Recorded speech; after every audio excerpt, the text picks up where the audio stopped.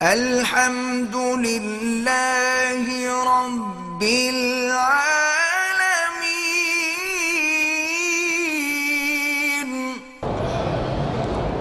ایک آدمی عمرے پہ آیا تھا، اپنے ساتھ مکہ مدینہ کے پتھر اور مٹی لے گیا۔ یہ ناجائز ہے، بالکل نہیں لے جانی چاہیے۔ صرف دو تحفے ہیں، مکے سے زمزم اور مدینہ پاک سے کھجور۔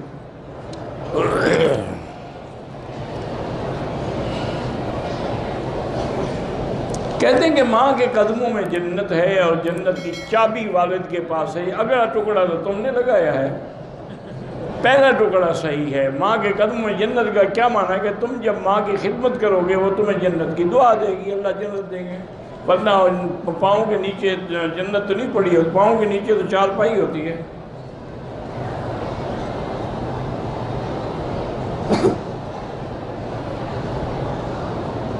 میں نے بچی کو گود لیا ہے، بہرحال نکاح کے وقت اس کے والد کا نام لکھنا ہوگا جو اس کا اصل والد ہے۔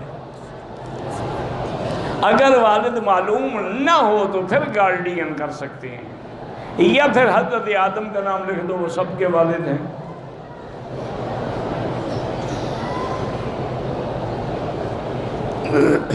کہتے ہیں کہ ہمارے انڈیا میں لوگ بزرگوں کی فوٹو دکانوں میں لگاتے ہیں۔ یہ صرف انڈیا میں کیا ہے بھائی، ہر ملک میں یہ عذاب ہے۔ وہ کہتے ہیں وہ تصویر کی وجہ سے دکان میں برکت ہوتی ہے۔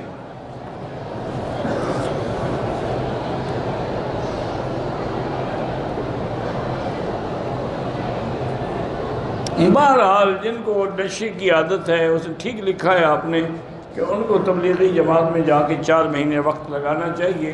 اس عبادت سے، دعاؤں سے شاید اللہ قادر ہیں اس کو اس عذاب سے چھڑا دے۔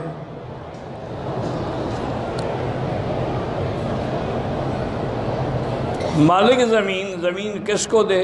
کیا مطلب؟ جس کو چاہے دے۔ یہ کیا مسئلہ ہے کہ مالک زمین کس کو دے؟ زمین ٹھیکے پہ دینا گناہ ہے؟ بالکل گناہ نہیں ہے، بالکل جائز ہے۔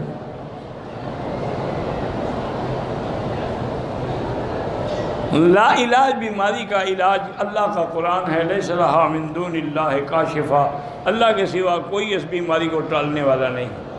یہ آیت پڑھے۔ اللہ نے دوسرا بیٹا عطا کیا ہے، پہلے بیٹے کا نام محمد ہے، دوسرے بیٹے کا نام احمد رکھوں؟ ہم بالکل رکھیں، لیکن بیوی کو موسیٰ نام پسند ہے۔ بہرحال احمد حضور کا نام ہے، حضور کی شان حضرت موسیٰ سے زیادہ ہے، لیکن موسیٰ بھی رکھیں تو اس پیغمبر کا نام ہے۔ نام کا بھی اثر ہوتا ہے، اچھا نام رکھیں گے تو اچھا اثر ہوگا۔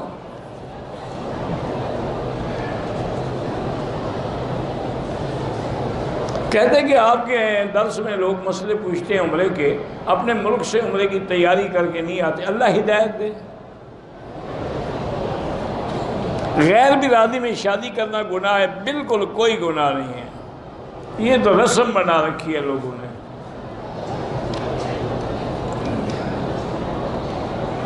پتہ نہیں کہ بریدہ گسی میں کام کرتا ہوں، مجھے حرم کے آس پاس حرم میں کام مل جائے، اللہ سے دعا کرو، 2 رکعت پڑھ کے دعا کرو نوکری حرم کے قریب مل جائے۔